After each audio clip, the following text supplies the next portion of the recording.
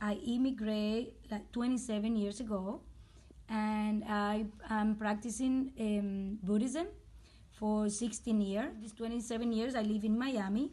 I immigrate from Cuba because the system, the communist system, and the poverty.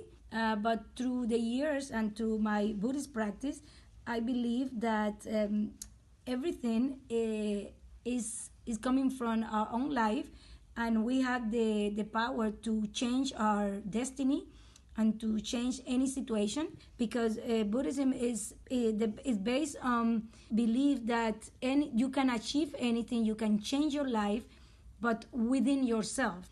Everything we create everything through our cause that we make. That is called cause and effect.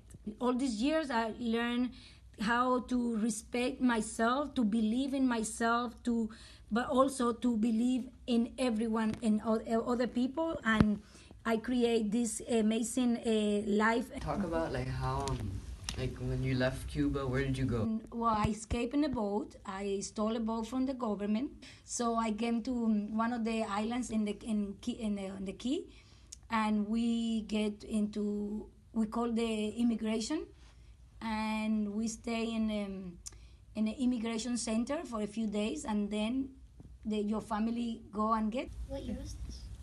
This was in 1991. And how do you think the Buddhist culture has changed you personally? It has changed in every single way of every aspect of my life, because like I said before, Buddhism is a practice that you live it. You live the practice. You live your religion. You act what you learn and you study. You have to show actual proof of what you learning.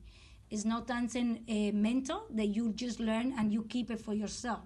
You have to show how it works in your life. So every aspect of my life, I was able to change it through my practice, and today I can say that I have so many obstacles and situations, because in Buddhism your problems, they don't disappear, but you have the courage, you have the conviction, you have the determination that you can change it. And how do you think your culture has changed how Miami is now?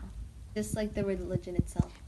We make impact in Miami in the way that, for example, we just did in September 23rd, we got together 3,000 youth in Pembroke Pines, and we get this festival. It was set in 9 cities all over the United States. We get together 50,000 youth, and to stand for the dignity of life, and that's the way I impact Miami every day.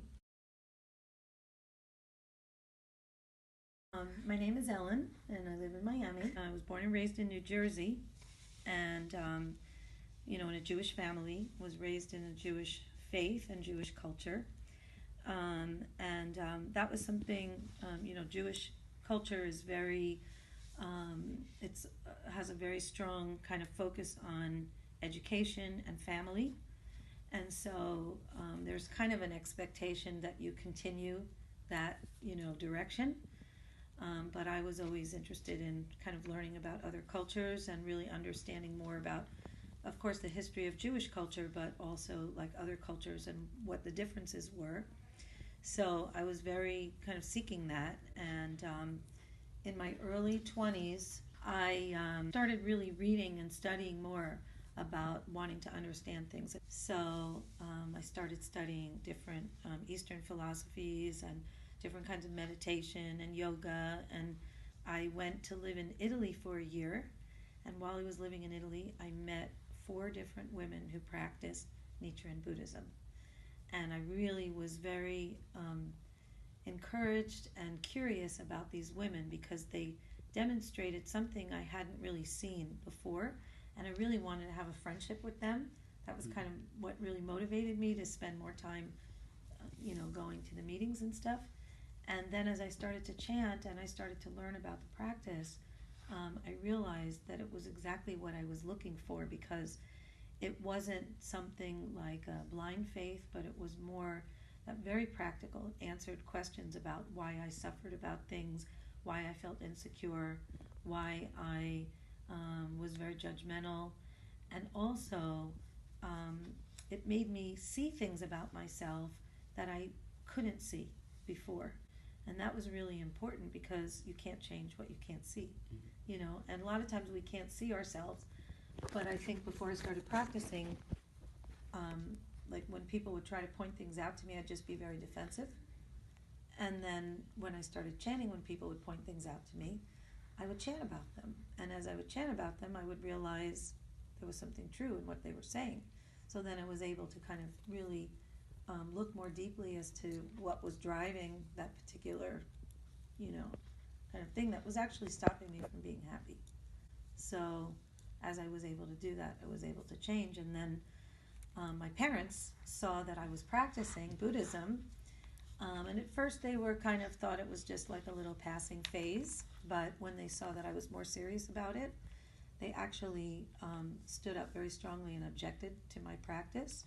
But I continued, and eventually they came to see that this was an incredible organization that we belonged to, and an amazing practice. And eventually my mother, my sister, and my father all started to practice Buddhism. How did practicing Buddhism affect, like, through you? How did you make it affect Miami? Well, Buddhism is all about the power of one single person. All of us affect things every day, right? Whoever we come in contact with, we're affecting.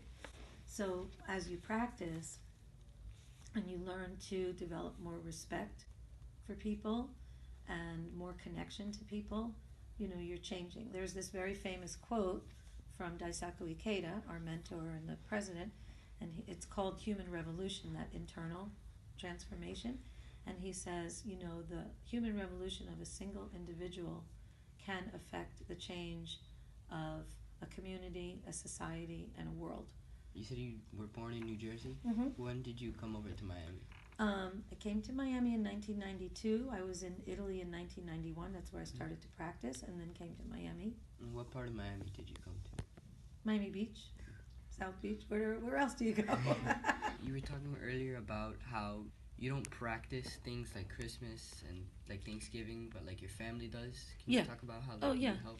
So, you know, we live in a world where there's many different beliefs and many different religious practices and cultural celebrations and things. And so we're not rejecting anything. You know, what's important to us is the relationships. It's all about our relationships with people and one another. So, for example, if like I was raised Jewish, my family continued to observe Hanukkah, light the candles. So, you know, I would continue to do that with my son through the years, with my family, so that it was something that would honor my parents.